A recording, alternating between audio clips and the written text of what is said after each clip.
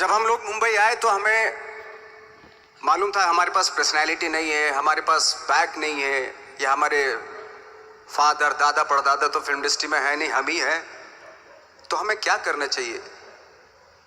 इसलिए लोगों के बीच में घुसे रहते थे, आम लोगों के बीच में घुसे रहते थे, उनका एक्सपीरियंस सुनते थे, उनको ऑब्जर्व करते थे।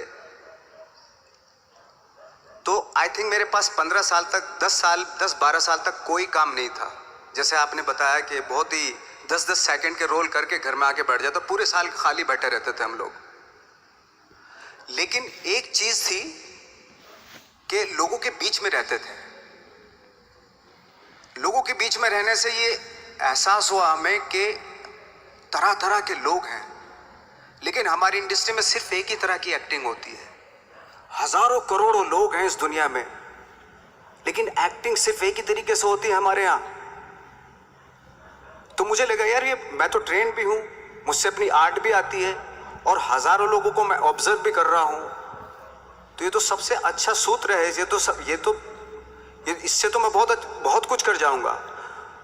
तो जब ये सूत्र पता चला मुझे कि अब मैं ये जो हजारों लोगों को मैंने ऑब्जर्व किया है, अब जब भी मुझे कोई रोल मिलेगा उन्हीं में से वो एक इंसान होगा।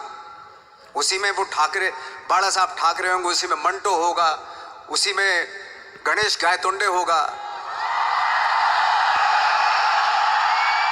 उसी में फैजल खान होगा, उसी में माजूमदार साहब होंगे। तो इस तरह के ये कब हुआ? जब हमने लोगों को ऑब्जर्व करना शुरू किया, लोगों के बीच में रहे। मैं 15 साल के बाद जो मेरी लाइफ थी जिसमें खाने तक को नहीं मिलता था, अब फॉर्चुनेट अपने आप को समझने लगा था कि थैंक गॉड कि मुझे ऐसे लोगों के बीच में मुझे रहने का मौका मिला। तो कभी भी आई थिंक मुझे लगता है कि कभी भी जब आप स्ट्रगल कर रहे होते ना, वो एक मौका होता है आपके पास, वो एक चांस होता है आपके पास कि कैसे उसमें आप अपना ऑब्जर्वेशन, एक्सपीरियंस, जब आपको काम मिलेगा वो उसमें लगाएंगे आप। तो मेरी लाइफ बहुत ही,